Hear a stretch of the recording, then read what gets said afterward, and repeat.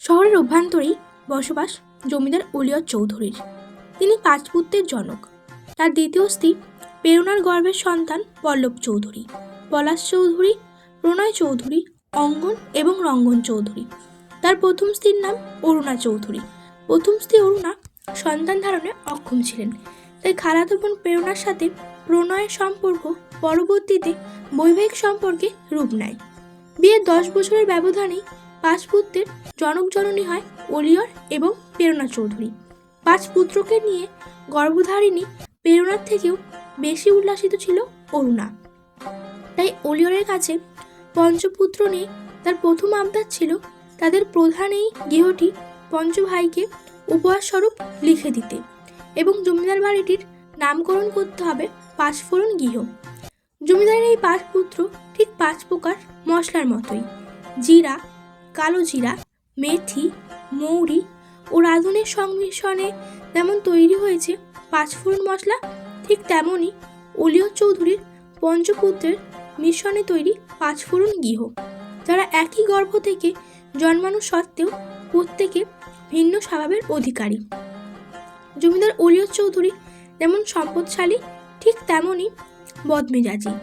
তার 2 সহধর্মিণী ভীষণ শান্তশিষ্ট এবং ধৈর্যশীল, কিন্তু তার পুত্ররা এক একটা ঠিক এক এক ধাঁচের।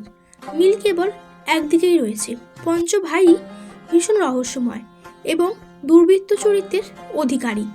এই পঞ্চ ভাইদের মধ্যে 5 ফোড়ন গৃহের বাইরে রয়েছে একজনই, সে হলো প্রণয় চৌধুরী, যিনি বাবার বিরাট রাজত্বের তোয়াক্কা না করে পড়াশোনায় সফলতা বয়ে এনে একই শহরের একটি সরকারি হাসপাতালে MBBS ডাক্তার হিসাবে কর্মরত রয়েছে। কোথায় বাবার রাজত্বের টান, কোথায় বাবার বাইজি গিয়ে নারী দেহের টান, কোনো কিছুরই টান অনুভব করে না সে। কেবল মস্তিষ্কের উপরিভাগে মাতৃহস্তের স্নেহ, ললাটে মাতৃ ওষ্ঠের চুম্বন ছাড়া। হাসপাতাল থেকে কোয়ার্টারে ফিরতেই বিছানায় অঙ্গনকে দেখতে পেল প্রণয়। বলল, কখন এলি? শোয়া থেকে উঠে বসলো অঙ্গন। অষ্টকোণে দুর্বৃত্ত হাসি ফুটিয়ে তুলে বলল, আমি দুপুরে, সে এসেছে বিকালে। অঙ্গনের চোখের ইশারায় বাঁ দিকে ঘাড় ঘোরালো প্রণয়। রোমানাকে দেখে ভ্রু কুঁচকে বলল, রোমানা, কবে এলে? বারান্দা থেকেই গুটি গুটি পায়ে ঘরে প্রবেশ করলো রোমানা।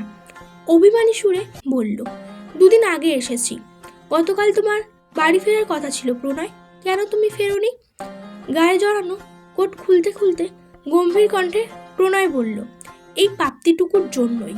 প্রণয়ের অষ্টকোণে গুরুগম্ভীর বাঁকা হাসি দেখতে পেয়ে বক্ষস্থলে শীতল স্রোত বয়ে গেল রোমানার। গায়ে পরিহিত শুভ্র শাড়িটির আঁচলখানা খামচে ধরে দন্ত দ্বারা নিজের অধরে কামড়াতে শুরু করলো ক্রমাগত। প্রণয় অঙ্গনের দিকে তাকিয়ে দেখল সে ডায়েরি লিখতে ব্যস্ত, তাই ধীর পায়ে রোমানার দিকে এগিয়ে গিয়ে কানের কাছে মুখ নিয়ে ফিসফিস কণ্ঠে বলল, তোমার দাঁতগুলো আমি তুলে নেব রোমানা। আমার কাজ এরা কেন করছে বলতে পারো? তোমার কোমল ওষ্ঠজোড়া আমার দাঁত দ্বারাই দংশন হবে, এ কি জানো না? বৃহস্পতিবার, তাই সূর্য অস্তমান হতেই জমিদার বাড়ির বাইজি গৃহে বাইজিদের নিত্য পরিশীলন আরম্ভ হলো। শুক্রবার অর্থাৎ আগামীকাল ঢাকা শহর থেকে অলিয়র চৌধুরীর সাহেব বন্ধুগণ আসবে 5 ফোড়ন গৃহে। তাদের মনোরঞ্জনের জন্য সর্বপ্রকার আয়োজনই সম্পূর্ণ হয়েছে। এবার শুধু বাইজি গৃহের বাইজিদের প্রস্তুতি চলছে। বলা বাহুল্য, অলিয়র চৌধুরীর শহরের বন্ধুদের আপ্যায়নের ক্ষেত্রে বাইজি গৃহের বাইজিদের আপ্যায়নই মুখ্য ভূমিকা পালন করবে। জমিদার অলিয়র চৌধুরীর বিরাট রাজত্বেরই একটি অংশ বাইজি গৃহ। প্রয়াত বিখ্যাত জমিদার আজহার চৌধুরীর বাইজি গৃহ ছিল এটি, বংশ পরম্পরায় যা এখনও অব্যাহত রয়েছে। আর এই দায়িত্বটি সুশীলভাবে পালন করছে জমিদার অলিয়র চৌধুরীর এবং তার জ্যেষ্ঠ পুত্র পল্লব চৌধুরী। 231% অর্থাৎ 7 বিঘা জমির ওপর নির্মিত এই জমিদার বাড়িটির 3 বিঘা জুড়েই 5 ফোড়ন গৃহ। এই গৃহের সম্মুখে রয়েছে রং বেরঙের পুষ্পে ভরা বিশালাকার বাগান। বাগানের মধ্য বরাবর থেকে সরু ও লম্বা সারি সারিভাবে পথ, যে পথ জমিদার বাড়ির মূল প্রবেশদ্বারে গিয়ে সমাপ্ত হয়েছে। এ বাড়ির পশ্চাতে রয়েছে 1 বিঘা জমির ওপর বিশাল আকৃতির পুকুর, যেটি পাঁচফোড়ন গৃহেরও পশ্চাতে অবস্থিত। পুকুরের ডান পাশে জমিদার বাড়িরই এক অংশ, যা বাইজি গৃহ হিসাবেই পরিচিত। বাম পাশে ঘন বিস্তীর্ণ অরণ্য, যে অরণ্য থেকে রোজ প্রাতঃ সন্ধ্যায় ভেসে আসে বাঁশির সুর। সেই সুরে মোহিত হয়ে বাইজি গৃহের এক ছোট্ট কিশোরীর মন। কিন্তু অরণ্যে অবস্থানরত বাঁশিওয়ালাটির সে খবর অজানা। সুরের ছলনায় মোহদান করা কারিগরটি যখন জানবে তার সুরের ঘোরে কারো ছোট্ট হৃদয়ের ছোট্ট পান পাখিটি উথাল পাথাল ঢেউয়ের তরে আছড়ে মরছে নিজ অন্তঃকোণে, সে কি অবাক হবে? জানার তীব্র বাসনা নিয়ে ছুটে আসবে বাইজি গৃহে, নাকি বাকি 10টা পুরুষের মতোই সেও আসবে নারী শরীরে মাখামাখি হতে, অসংখ্য নারীগন্ধে মুখরিত হতে? ছোট্ট কিশোরীটি বাইজি শারমিন শাইলার কন্যা শাহিনুর শাইলা, বয়স মাত্র 15 বছর। বাইজি গৃহের নিয়মানুসারে বয়স 16 হওয়ার পূর্বে কোনো নারী বাইজি হতে পারবে না। তাই শাহিনুর বাইজি গৃহের বাইজি নয়, বাইজি কন্যা হিসেবেই পরিচিত। ঘুঙুরের আওয়াজে মুখরিত চারপাশ। সে আওয়াজে কর্ণপাত করছে না শাহিনুর, করে লাভও নেই। কারণ মনের তীব্র বাসনা থাকা সত্ত্বেও মায়ের কড়া শাসনের জেরে ওই ঘুঙুরকে নিজ চরণে কখনো ঠাঁই দিতে পারেনি সে। যে সুরের টানে ঘুঙুরের প্রতি তীব্র আকর্ষণ ভুলে যায় শাহিনুর, সে সুরের ঘোরেই মোহিত হয়ে 4 দেয়ালে আবিষ্কৃত ঘরটিতে থেকে সে সর্বাঙ্গে অন্তঃকোণে স্বর্গসুখ অনুভব করছে। শারমিন বুঝতে পারে ঘুঙুরের প্রতি শাহিনুরের তীব্র আকর্ষণ রয়েছে। ঘুঙুরের আওয়াজে জেগে ওঠে শাহিনুরের সমস্ত ইন্দ্রিয়। তাই এই ঘুঙুরের থেকে মেয়েকে যথাসম্ভব দূরে রাখার চেষ্টা করে, যদিও অসম্ভব পায় বিষয়টিকে সম্ভব করার চেষ্টা মাত্র। তবুও শারমিন তার সিদ্ধান্তে অটল। সে বাইজি, কিন্তু তার কন্যাকে কোনো ক্রমেই বাইজি তকমা পেতে দেবে না। হয়ে যাক 10টা খুন, হোক সে 10টা খুনের আসামি, প্রয়োজনের তাগিদে বরণ করে নেবে মৃত্যুকে। হয়ে যাবে নিজ কন্যার খুনি, তবু বাইজিতে রূপান্তরিত হতে দেবে না শাহিনুরকে। বাইজি গৃহের সর্বোচ্চ গোপন ঘরটি শাহিনুরের জন্য বরাদ্দ করেছে শারমিন। সেই ঘরেই রোজ নির্দিষ্ট সময়ে বন্দি পড়ে থাকে সে। যে ঘরটির গিলবিহীন খোলা জানালা থেকে জমিদার বাড়ির অরণ্য অতি নিকটেই। সেই অরণ্য থেকেই রোজ বাঁশির সুর শুনতে পায় শাহিনুর, যে সুর তার কিশোরী মনের ছটফটানিগুলো গাঢ় করে, কিশোরী বয়সের কৌতূহলগুলোকে করে তোলে তীব্র। অবুঝ মনে প্রশ্ন জাগিয়ে তোলে, কে বাজায় বাঁশি? এত মধুর সুরে কে ডাকে আমায়? এই সুরে বুক কাঁপে কেন? আম্মা, ঘুঙুরের আওয়াজে আমি নাচতে চাই, কিন্তু বাঁশির সুরে আমার বুক নৃত্য করে। এই নৃত্য তুমি কেমনে বন্ধ করবা? রাতের খাবার সেরে চা পানে ব্যস্ত প্রণয়। অঙ্গন বারান্দায় বেতের চেয়ারে বসে আছে প্রণয়, অঙ্গন, রোমানা। 3 জনের মধ্যস্থলে ছোট্ট গোলাকার বেতের টেবিল। প্রণয় রোমানা পাশাপাশি বসেছে, আর অঙ্গন তাদের সামনে। শহরে রাত, রাস্তায় মানুষজনে তখনও কিলবিল করছে। চলছে অবিরত বাস, ট্রাক সহ নানান যানবাহন। থেকে থেকে গাড়ির হর্নের শব্দগুলো বাড়ি খাচ্ছে কানে। মাঘ মাসের মাঝামাঝি সময় হলেও তীব্র শীত ছুঁতে পারেনি ওদের। একদিকে মানুষের কোলাহল, যানবাহনের বিকট শব্দ, অপরদিকে বইছে শো শো বাতাস। প্রণয়ের একটি হাত নিজ 2 হাতে মুঠোবন্দি করে নিয়ে মাথা নিচু করে আছে রোমানা। কখনো কাউকে ধ্যান করতে দেখলে বোঝা যাবে রোমানার অবস্থা এখন ঠিক কী। দৃষ্টিজোড়া নিবদ্ধ রেখে অষ্টজোড়া চেপে 2 হাতে শক্ত করে প্রণয়ের হাতটি আবদ্ধ করে বসে আছে সে, যেন সে প্রণয়ের হাত নয়, বহু আকাঙ্ক্ষিত কোনো জিনিস পেয়ে সার্থকতার এক ধ্যানে মগ্ন হয়ে পড়েছে। হাতে হাত মিলিত হওয়াতে এক উষ্ণ অনুভূতিতে লেপ্টে যাচ্ছে রোমানা। তীব্র উত্তেজনায় কাঁপছে বুক, থেকে থেকে শিউরে উঠছে দেহের প্রতিটি অঙ্গ। কিন্তু এসব অনুভূতি কি বিপরীত পক্ষের মানুষটিকে আদেও ছুঁয়েছে, নাকি সবটাই একপাক্ষিক? প্রণয়ের এক হাত যেহেতু রোমানার নিকটবর্তী, তাই সে অপর হাতে চা পান করছে। মুখমণ্ডলে তার অত্যন্ত গুরুগম্ভীর ভাব। তাদের দেখে অঙ্গনের মুখে দুষ্টু হাসির আভাস পাওয়া গেলেও সে হাসি স্পষ্টতর করল না। কারণ সম্মুখের মানবটি ভীষণ গম্ভীর এবং রসকসীন, আর মানবীটি ভীষণ লাজুক এবং অভিমানী। দুষ্টুমির ছলে যদি এখন সে হেসে ফেলে, স্বভাবসুলভ মেয়েটি অভিমানে আরক্ত হয়ে ছলছল নয়নে চেয়ে ঠিক বলবে, ইটস নট ফেয়ার অঙ্গন, তুমি আমাকে খ্যাপাচ্ছ। তুমি জানো না তোমার ভাইটিকে কতদিন পর কাছে পেয়েছি। খালাতো বোনের সঙ্গে মেয়েটি তার বেস্ট ফ্রেন্ডও, তাই এই মেয়েটির অভিমানে ঘেরা ছলছল নয়নদয় তার পক্ষে সহ করা খুব কঠিন। অঙ্গন বলল, ভাই 9টা বাজে, এবার তো উঠতে হবে। আতঙ্কিত হয়ে তাকালো রোমানা। প্রণয়ের হাতটি আরো শক্ত করে চেপে ধরল। কম্পিত কণ্ঠে বলল, আমি যাব না। প্রণয় অঙ্গন দুজনেই তাকালো রোমানার দিকে। রোমানার করুণ দৃষ্টিজোড়া দেখা মাত্রই অঙ্গন বলল, ভাই আজ বাড়ি চলো, কাল তো তোমার ছুটি। একথায় কোনো জবাব দিল না প্রণয়। রোমানার দিকে দৃষ্টি স্থির রেখে গম্ভীর কণ্ঠে বলল, তুই গিয়ে গাড়িতে বস, আমি ওকে পাঠাচ্ছি। নিচে চলে গেল অঙ্গন। বারান্দার রেলিং ঘেঁষে দাঁড়ালো প্রণয়। দুহাত পকেটে গুজে গম্ভীর ভঙ্গিতে দাঁড়িয়ে আছে সে। তার শানিত দৃষ্টিজোড়া প্রগাঢ়ভাবে বুলাতে থাকলো রোমানার সর্বাঙ্গে। তীব্র লজ্জায় বসা থেকে দাঁড়িয়ে পড়ল রোমানা। প্রণয়ের দৃষ্টিতে নিজ দৃষ্টিজোড়া স্থির রেখে বলল, একটুও কি মায়া হয় না তোমার? একটুও কি ইচ্ছা করে না এই অসহায়িনীকে বুকে জায়গা দিতে? মৃদি হাসল প্রণয়। তার ধীর চরণদ্বয় গৃহতলে ফেলে 2 কদম এগোলো। রোমানার একটি হাত ধরে নিজ ওষ্ঠে ছুঁয়ে বলল, এই ওষ্ঠজোড়া তোমারই। তারপর ওষ্ঠ থেকে রোমানার হাতটি ধীরে ধীরে নিজের বক্ষে চেপে ধরল। বলল, এই বুকটাও তোমার, সময় হলে ঠিক জায়গা পাবে। তারপর রোমানার হাতের আঙুলের ফাঁকে আঙুল গুজে দিয়ে ললাটে ললাট ছুঁয়ে তপ্ত শ্বাস ছাড়তে ছাড়তে বলল, এই কপাল, এই ওষ্ঠ, এই বুক, এই হাত সবই তো তোমার রোমানা।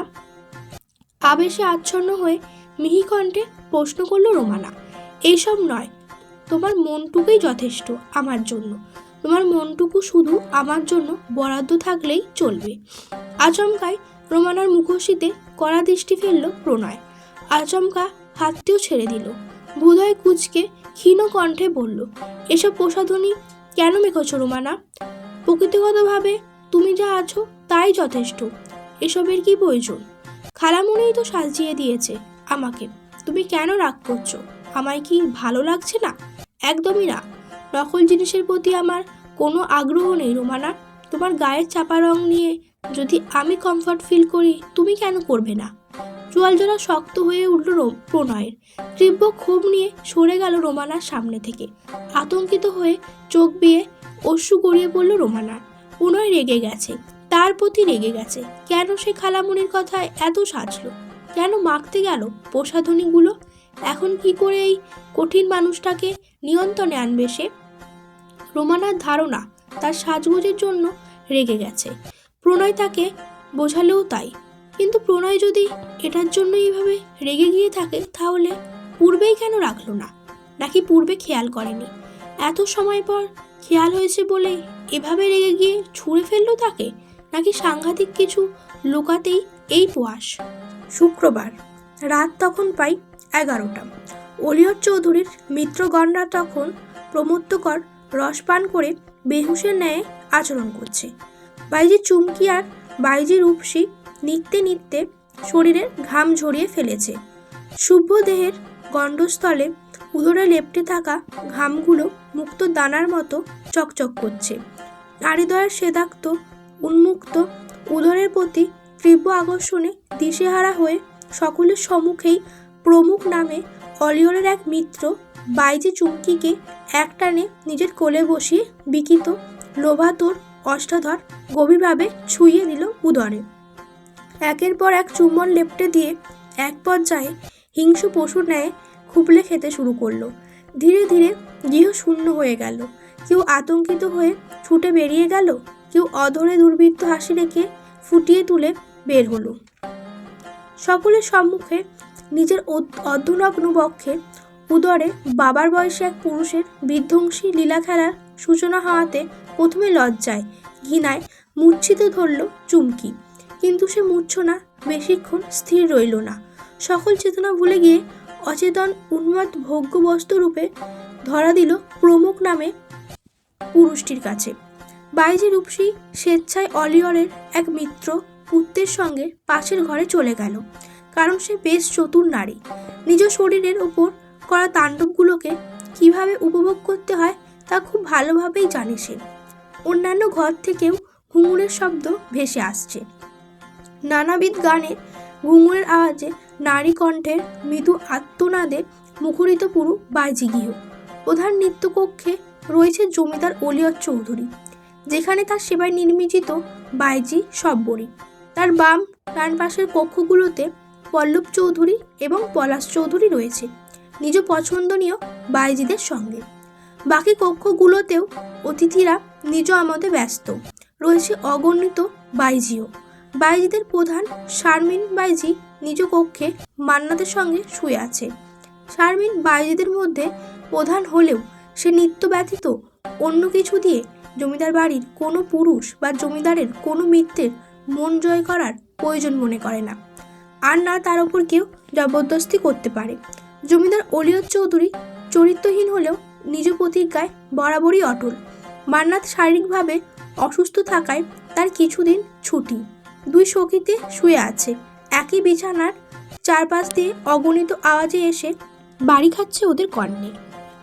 এক পর্যায়ে শারমিন তাচ্ছিল্য সহকারে মান্নাতকে বলল, পুরো দুনিয়া জানে আমরা বাইজি গৃহের বাসিন্দা, অথচ আমরা জানি এটার নামমাত্র বাইজি গৃহ। মাঝে মাঝে ইচ্ছে করে গৃহের সামনের দেয়ালে বাইজি গৃহ কেটে কুটে লিখে দিই পতিতা গৃহ। চিৎকার করে বলি, আমরা পতিতা গৃহের সদস্য। হ্যাঁ, জমিদার অলিয়র চৌধুরীর পতিতা গৃহে বাস করি আমরা।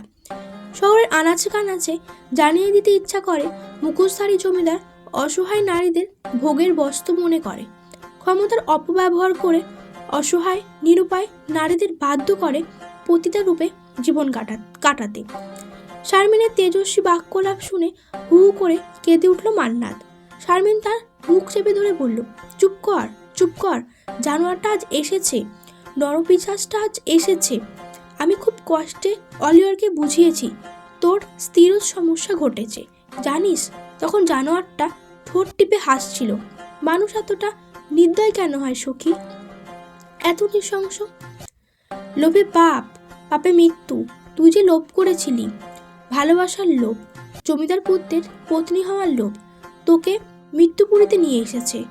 আমাদের মতো মেয়েদের যে ভালোবাসতে নেই হয় যদি উচ্চবংশীয় কেউ, সেখানে ভালোবাসা খুবই নগণ্য।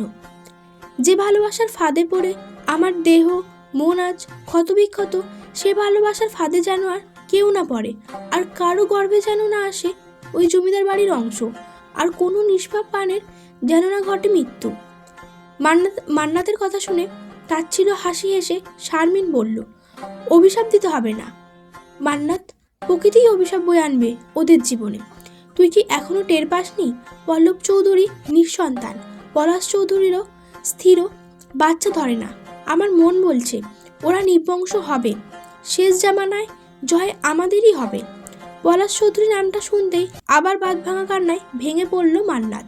বলল, আমি ওকে খুব ভালোবেসেছি সখী। ও কেন আমাকে ধোকা দিল, কেন আমাদের সন্তানটাকে নিঃশেষ করে দিল? আমি ওর স্থির মর্যাদা পাইনি, কিন্তু ওর বাচ্চার মায়ের মর্যাদাটুকু ও কেন আমায় দিল না? তোমার মতো ভাগ্য কেন আমার হলো না? কেন আমি কারো মা ডাক শোনার অধিকার রাখি না? কারণ তুই বাইজি, তুই সেই বাইজি যাকে জমিদারের পুত্র পলাশ চৌধুরী ভালোবাসার ফাঁদে ফেলে বিয়ে করে জমিদার বাড়িতে নিয়ে এসেছে, অথচ স্থির মর্যাদা দিতে পারেনি। কি নির্মম ভালোই তোকে বাসলো রে, যে স্থান দিল বাইজি গৃহে, হলি তার ভোগের সামগ্রী মাত্র। তাহলে এই সন্তানটিকেও স্বীকৃতি না দিয়ে বাঁচতে দিলেই পারত। নাই পেল বাবার পরিচয়, শুধু মা ডাকটুকু শুনতে দিত আমায়। নূরের মতোই মায়ের পরিচয়ে বেড়ে উঠত ও। এত বছরেও মানুষটাকে চিননি না মান্নাত? মন তো মানে না, কি করি আমি বলো? দীর্ঘশ্বাস ছাড়ল শারমিন, ধীরকণ্ঠে বলল, আবেগটুকু শেষ করে দে মান্নাত, শান্তি পাবি। আচমকাই উতলা হয়ে মান্নাত বলল, সখী, আমাদের নূরের কি হবে? পলাশ চৌধুরী যে অপেক্ষায় আছে, গুনে গুনে আরও 7টি মাসের অপেক্ষা। সর্বাঙ্গ শিউরে উঠল শারমিনের। রহস্য ঘেরা একটি হাসি দিয়ে বলল, ওর বাপকে দিয়েই আমি আমার মেয়েকে নিরাপত্তা দেব। বাবা ছেলেতে তাণ্ডব সৃষ্টি হবে সখী। পলাশশ্রী বড়ই নিষ্ঠুর। আমি নূরকে ঢাকা শহরে পাঠিয়ে দেব মান্নাত। ওর জন্য সর্বাত্মক সহযোগিতা করবে জমিদার অলিয়ত চৌধুরী। যদি বিশ্বাসঘাতকতা করে শেষ করে দেব ওকে। শিয়ালের কাছে মুরগি বাগিয়ে দেওয়া কি ঠিক হবে সখী? জমিদার আমায় কথা দিয়েছে মান্নাত। তুই ভালো করেই জানিস শয়তানটা কথা দিয়ে ঠিক কথা রাখে, আর যে কথা রাখে না সে কথা রাখবে বলে মিথ্যা প্রতিজ্ঞাও করে না। এটা জমিদার অলিয়ত চৌধুরীর বিরাট গুণ। নূরকে ছেড়ে থাকতে পারবে। ওর সুন্দর ভবিষ্যতের জন্য যদি আমাকে বলিও দিতে হয় তাই দেব। কবে চলে যাবে নূর আমাদের থেকে? এই তো আর কয়েকটা মাস। মায়ের আরেকটু আদর পেয়ে নিক, যত্ন সহকারে আরেকটু কড়া শাসনে মেখে থাকুক, আর একটু মায়ের বুকে প্রশান্তির নিঃশ্বাস ছাড়ুক। মেয়েটা আমার বড্ড অবুঝ, বড্ড ছোট। মানাতে একটু পরিশ্রম তো হবেই বল।